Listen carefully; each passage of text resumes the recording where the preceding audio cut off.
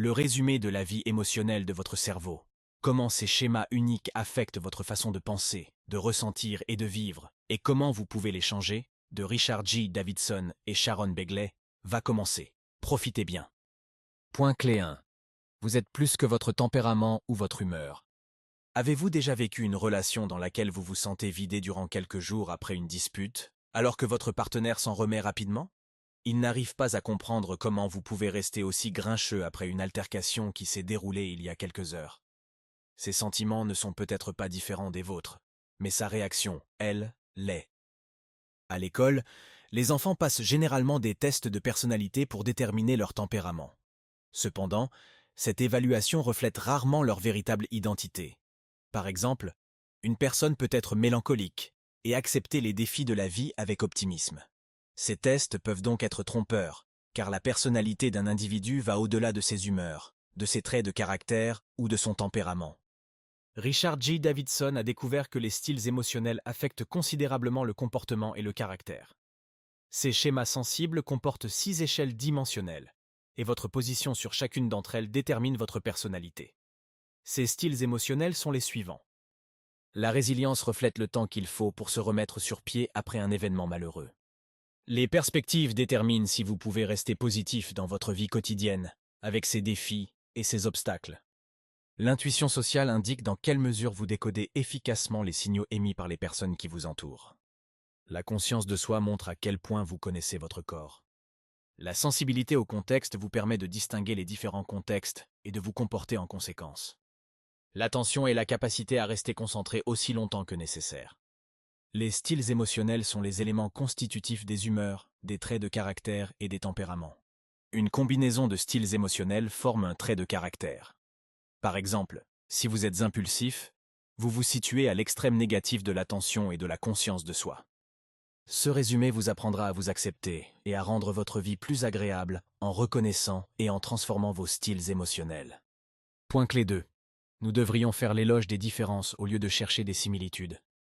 Lorsque les gens veulent changer pour devenir de meilleurs parents ou réussir au travail, ils cherchent des conseils psychologiques dans des livres, des magazines ou même dans le cabinet d'un psychiatre. Il est fort probable qu'ils reçoivent des méthodes triviales déjà utilisées à maintes reprises.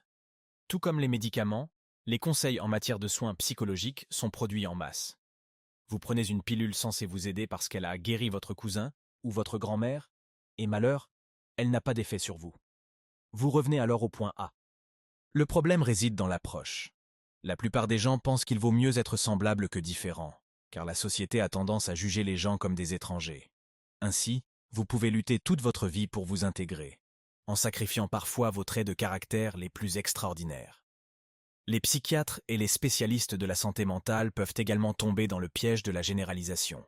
Ils oublient que, tout comme l'ADN humain, les styles émotionnels diffèrent d'une personne à l'autre. Leurs conseils doivent donc être aussi personnalisés qu'une prescription médicale. Tout comme chaque personne a une empreinte digitale unique et un visage unique, chacun d'entre nous a un profil émotionnel unique. Richard J. Davidson. Les personnes issues de milieux similaires réagissent différemment aux événements de la vie. Par exemple, lorsque 2 frères et sœurs perdent leur emploi, l'un peut s'en remettre et en trouver un autre, tandis que l'autre peut sombrer dans le désespoir et le dégoût de soi. Les réactions de personnes issues de milieux différents diffèrent encore plus radicalement. Imaginez qu'en attendant votre vol à l'aéroport, vous appreniez qu'il a été reporté ou annulé. Quelle serait votre réaction? Votre style émotionnel détermine souvent si vous allez pleurer, réprimander le personnel de l'aéroport ou profiter de l'occasion pour passer plus de temps avec la personne aimée, à qui vous dites au revoir. Chaque personne ayant un style émotionnel différent, il est naturel que vous retrouviez toutes les émotions dans une telle situation, en y ajoutant votre réaction unique. Le mélange coloré des émotions et des réactions des personnes constitue une société équilibrée et harmonieuse. Les styles émotionnels montrent pourquoi certaines personnes tendent une main secourable, alors que d'autres ont du mal à se ressaisir. Comprendre la diversité des réactions humaines peut vous empêcher de juger les autres et vous aider à reconnaître leur individualité. Point clé 3. Nous avons parfois plus besoin d'être acceptés que de changer. La société critique et étiquette souvent les gens sans tenir compte de leur style émotionnel.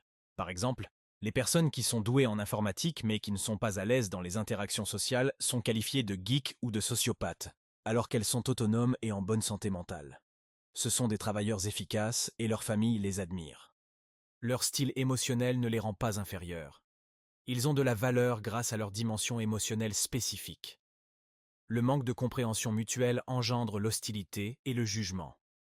Au contraire, les gens devraient s'efforcer d'accepter les autres et eux-mêmes tels qu'ils sont. Même si vous n'êtes pas satisfait de ce que vous êtes, il est toujours possible de changer. Étant donné que votre cerveau se développe constamment grâce à la neuroplasticité, votre style d'expression peut également changer, inconsciemment ou intentionnellement. Cependant, l'étendue de votre évolution sur chaque échelle dimensionnelle est limitée. Pour savoir à quel point le style émotionnel d'une personne peut changer, Richard Davidson a effectué des tests sur des nouveau-nés. Comme ils ne peuvent pas simuler des émotions comme les adultes, les résultats de ces expériences étaient plus crédibles. Il a utilisé leur sens du goût comme critère de mesure des émotions. Le chercheur a découvert que le lobe frontal droit du cerveau est responsable des émotions négatives. Par ailleurs, il a constaté que le côté gauche s'occupe des émotions positives. Enfin, les résultats ont prouvé qu'une tendance à certains styles émotionnels est inscrite dans votre cerveau dès la naissance. Ainsi, vous pouvez être naturellement prédisposé à être optimiste ou pessimiste. Cela ne signifie pas que l'un peut ressentir de la joie à la suite d'un événement et l'autre non, mais plutôt quelle sera l'ampleur de ce plaisir pour chacun d'entre eux. Les gens peuvent ressentir la même émotion, mais le degré auquel ils la ressentent est purement individuel. Ainsi, les deux personnes peuvent comprendre une blague drôle, mais l'intensité de leur réaction peut varier. Une personne peut sourire poliment tandis qu'une autre se roulera par terre. De ce fait, les styles émotionnels et leurs combinaisons uniques inscrites dans votre cerveau sont essentiels pour la société. Vous ne devriez pas vous efforcer de changer, mais plutôt d'apprendre à accepter. Après tout, si Hemingway ou Van Gogh avaient eu une meilleure cognition sociale et une attitude plus positive, vous seriez peut-être passé à côté d'œuvres extraordinaires. Point clé 4. La meilleure façon de gérer votre vie est de vous connaître vous-même. Savoir où vous vous situez sur l'échelle dimensionnelle vous aidera à mieux vous comprendre et à construire votre vie en fonction de vos besoins et de vos désirs. Voyons donc comment les différents styles émotionnels influencent vos choix et votre comportement. La résilience. Imaginez une dispute avec votre collègue. Seriez-vous de mauvaise humeur et irrité tout au long de la journée qui suit? Si c'est le cas, c'est que vous mettez du temps à vous remettre des événements négatifs de la vie. Au contraire, les personnes qui se remettent rapidement en selle après un revers se rétablissent vite. Votre cerveau veille à ce que toute émotion s'affaiblisse avec le temps, et le temps qui s'écoule avant que vous ne vous sentiez mieux indique votre degré de résilience. Vous pouvez vérifier votre capacité de résilience en vous posant des questions telles que « Si je vais manger dans un nouvel endroit, mais que la nourriture est épouvantable, cela va-t-il gâcher ma soirée ?» Les perspectives. Connaissez-vous ces personnes qui sourient toujours et disent « Reste positif », même lorsque la situation semble désespérée? Ces personnes représentent l'extrême positif de la dimension perspective. Ces personnes restent optimistes et parviennent à ressentir de la joie pendant de longues périodes. Les personnes négatives constituent l'autre extrême. Un état pessimiste durable peut se transformer en dépression clinique avec un manque d'énergie et une incapacité à ressentir de la joie. Un déséquilibre dans la dimension des perspectives peut faire obstacle à une vie meilleure. Imaginez que vous deviez déménager dans une autre ville. Considérez-vous cela comme une nouvelle chance ou comme une expérience terrifiante? Si vous vous souvenez de vos réactions dans de telles situations, vous pourrez vous situer sur l'échelle des perspectives. La conscience de soi. Êtes-vous conscient des battements de votre cœur? Remarquez-vous qu'ils sont plus rapides ou plus lents? Si oui, il y a de fortes chances que vous soyez conscient de vous-même. Cela signifie que vous pouvez exprimer vos émotions par des mots. De plus, vous pouvez faire la distinction entre les émotions et les sentiments lorsque vous êtes en colère contre votre partenaire. Ainsi, vous n'évacuez pas votre frustration sur vos proches. La conscience de soi nous évite de rejeter la responsabilité de nos sentiments et de nos émotions sur quelqu'un d'autre. Communiquer ses sentiments peut être frustrant pour les personnes qui ont une faible conscience de soi. Elles nient leurs sentiments ou peinent à les exprimer. Elles peuvent pleurer même après vous avoir crié dessus, en prétendant qu'elles n'élevaient pas la voix. Les personnes conscientes d'elles-mêmes ont tendance à mieux écouter. Elles savent comment vous soutenir et sont capables de s'aider elles-mêmes. Point clé 5. De nombreuses dimensions dépendent de notre conscience de soi et de notre environnement. Les styles émotionnels qui influencent votre vie sociale dépendent de la conscience que vous avez de vos interactions. Pour qu'une conversation soit efficace, vous devez être capable de lire votre partenaire. Plus vous êtes observateur, plus votre communication sera réussie. L'intuition sociale. Pouvez-vous deviner les émotions d'une personne à tout moment? Si oui, vous devez avoir une excellente intuition sociale. Les personnes socialement intuitives sont plus empathiques et se mettent sans difficulté à la place d'autrui. Les personnes qui se situent à l'autre extrême sont ignorantes de leur environnement social. Elles ne peuvent pas deviner les émotions des autres et ne comprennent pas les allusions ou l'humour. Communiquer avec ces personnes peut être un véritable défi. Imaginez par exemple qu'un collègue vous aborde après le travail. Vous avez envie de partir et vous l'exprimez en jetant plusieurs coups d'œil à votre montre. Cependant, il ne comprend pas ce signe et continue à parler de la réussite de son enfant. Pour vérifier si vous êtes doué pour l'intuition sociale, remarquez combien de fois vous croisez le regard des gens. La zone du cerveau responsable de la cognition sociale s'active lorsque vous regardez quelqu'un dans les yeux. Par conséquent, si vous détournez souvent le regard, vous devriez vous entraîner et améliorer votre capacité à lire les signes émotionnels des gens. La sensibilité au contexte. Avez-vous déjà parlé à votre patron comme s'il était votre ami? Si vous avez établi une communication respectueuse au travail, vous avez bien fait. Vous êtes sensible au contexte et pouvez différencier les mots et les actions qui conviennent à la situation. Le fait d'être insensible au contexte affecte plus que vous ne le pensez l'équilibre entre votre vie professionnelle et votre vie privée. Si, à la maison, vous continuez à donner des ordres à tout le monde, comme vous le faites sur votre lieu de travail, ou si, au contraire, vous êtes trop intime avec vos collègues, vous êtes mis à l'écart. L'incapacité à faire la différence entre les contextes peut entraîner des conflits et finir par détériorer toutes les relations. L'attention. L'attention est une dimension critique puisqu'elle détermine la qualité de votre conscience de soi et de votre intuition sociale. Pour être sensible aux signaux sociaux, vous devez être suffisamment attentif pour les remarquer. Être attentif signifie se concentrer sur la tâche et ne pas se laisser distraire par des déclencheurs comme des sons ou des pensées. Cela peut également signifier être conscient et ne pas porter de jugement. L'attention est la dimension qui souffre le plus de la présence des réseaux sociaux. Le saviez-vous? Les scientifiques affirment qu'une personne moyenne ne peut rester concentrée que pendant 15 à 20 minutes. Cette limite constitue un obstacle important à un travail mental productif. Point clé 6. Vous pouvez naître grincheux, mais c'est à vous de décider si vous le resterez. Sur la base d'expériences réalisées à partir de l'ADN de jumeaux, Richard Davidson a conclu que les types de tempérament et les styles émotionnels sont génétiques et viennent avec l'ensemble de l'ADN. Vous naissez extraverti, courageux ou pessimiste. Mais d'autres facteurs influencent également votre personnalité. Les expériences, l'éducation et la société vous affectent plus que vous ne pouvez l'imaginer. Les gènes chargent l'arme, mais seul l'environnement peut appuyer sur la gâchette. Richard J. Davidson. Ainsi, si vous êtes né timide ou grincheux, cela ne signifie pas que vous serez forcément grincheux à l'âge adulte. Votre cerveau est élastique et se transforme tout au long de votre vie. Si les gens changent inconsciemment, ils peuvent aussi transformer leur cerveau intentionnellement. Vous pouvez être satisfait de vos états émotionnels, mais que se passe-t-il s'ils commencent à affecter votre santé? Vous devez comprendre votre position sur chaque échelle dimensionnelle et agir efficacement dans chaque situation. La médecine psychosomatique a prouvé que l'état d'esprit affecte votre état physique. Par exemple, la pensée positive est bénéfique si elle ne vous empêche pas d'obtenir l'aide et le traitement nécessaires. Les optimistes reportent souvent les examens médicaux jusqu'à ce que le problème soit apparent. Parfois, ils peuvent ignorer les signes d'une maladie en déclarant « Ce n'est pas grave, je vais bien ». Cet excès d'optimisme déraisonnable peut avoir des conséquences dramatiques. Or, à long terme, les personnes qui ont des pensées négatives sont plus sujettes à diverses pathologies. Les personnes satisfaites ont un système immunitaire plus fort et ont plus d'énergie pour prendre soin d'elles-mêmes. C'est aussi la raison pour laquelle elles sont en meilleure santé que les autres. Le lien entre le corps et l'esprit va dans les deux sens. Vous pouvez influencer votre esprit par le biais de votre corps. Par exemple, si vous continuez à sourire lorsque vous vous sentez triste, il y a de fortes chances que vous vous sentiez mieux. En revanche, si vous baissez les coins de votre bouche, vous vous sentirez triste. Richard Davidson a découvert que les injections de Botox pouvaient vous sauver des émotions négatives parce que le Botox paralyse certaines parties du visage. Il a étudié 41 femmes avant et après l'injection. Après la procédure, les participantes ressentaient moins d'émotions négatives puisqu'elles ne pouvaient pas les exprimer. Cette connexion bidirectionnelle entre le corps et l'esprit élargit les horizons de la compréhension et du contrôle que vous pouvez avoir sur votre santé. Ainsi, Vous n'êtes pas obligé d'être en accord avec votre ADN si vous ne le souhaitez pas.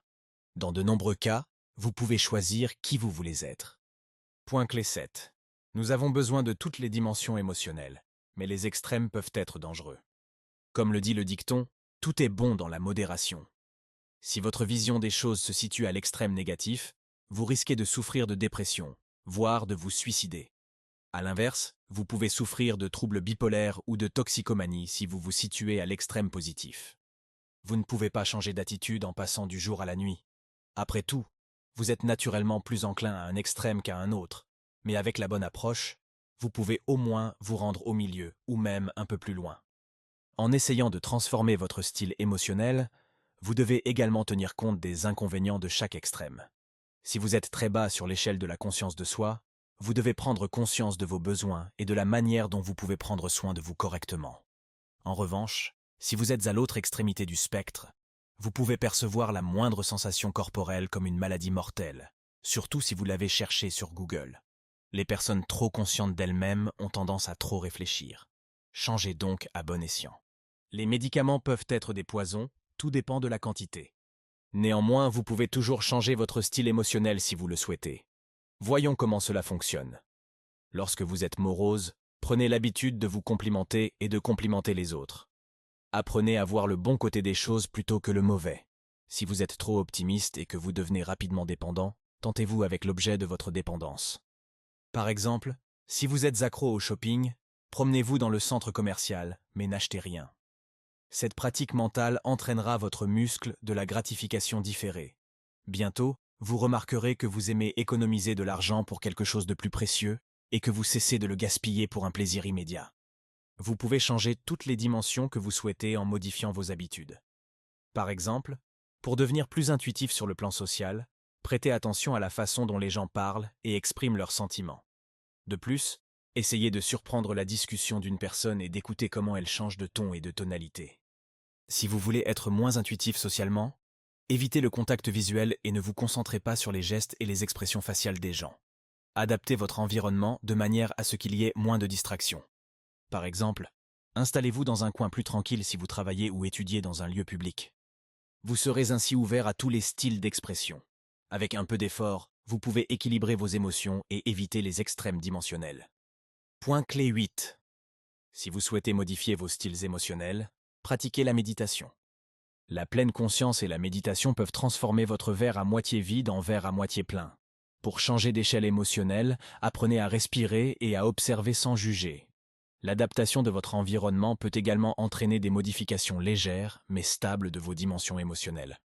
Supposons que vous soyez tellement conscient de vous-même que le moindre pincement dans votre corps vous pousse à appeler le médecin, ou que vous soyez tellement déphasé que vous n'arrivez pas à comprendre les besoins de votre corps.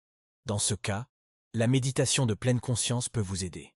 Déplacez votre attention des pieds à la tête, ressentez les sensations de votre corps et remarquez que vos pensées vont et viennent sans jugement. La meilleure façon de pratiquer la concentration est la méditation de l'attention focalisée, qui consiste à fixer et à maintenir son attention sur un objet pendant 10 minutes ou plus. Elle permet d'améliorer l'attention sélective, c'est-à-dire la capacité d'une personne à se concentrer sur une chose et à ne pas remarquer le reste. Par exemple, lorsque vous conduisez, vous vous concentrez sur la route, les panneaux ou les feux de signalisation. Et vous n'entendez peut-être pas la chanson qui passe ou le fait que la ceinture de sécurité soit bien serrée sur votre poitrine.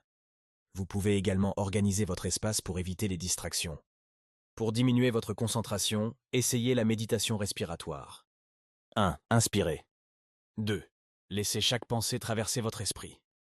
3. Remarquez vos pensées et laissez-les partir. 4. Ne vous concentrez pas sur quelque chose de précis. Si vous mettez du temps à vous remettre d'un échec, essayez d'arrêter le flot de pensées négatives excessives et de trouver une raison plus humaine et moins personnalisée à cet échec. Par exemple, si vous faites une erreur, ne vous blâmez pas. Vous êtes un être humain et vous êtes censé en faire. Dites-vous que vous avez commis une erreur parce que la journée a été difficile, et non parce que vous êtes un parfait raté. Un discours négatif sur soi entraîne des résultats négatifs dans votre vie. Vous pouvez méditer sur la compassion si vous faites face à des situations difficiles trop rapidement. Visualisez une personne proche qui a des problèmes ou qui souffre et essayez de ressentir sa douleur comme si c'était la vôtre. Plus cette personne vous est chère, plus cette méditation sera efficace. La méditation est également utile lorsque vous avez du mal à comprendre le contexte. Si votre activité professionnelle affecte votre vie familiale, visualisez-vous au travail. Imaginez-vous en train de résoudre des problèmes avec votre patron ou de terminer un projet difficile. Vous serez alors prêt et plus confiant dans ce que vous ferez lorsque le contexte changera à nouveau. Conclusion du résumé. Les styles émotionnels constituent la base essentielle de toute personnalité. Vous ne devez pas essayer d'imiter le tempérament ou les traits de caractère d'autres personnes parce que vous pensez que les vôtres ne sont pas assez bons. Après tout, chacun apporte quelque chose de précieux à la société grâce à ses schémas émotionnels uniques. Sachez donc où vous vous situez sur chaque échelle dimensionnelle pour adapter votre vie en conséquence.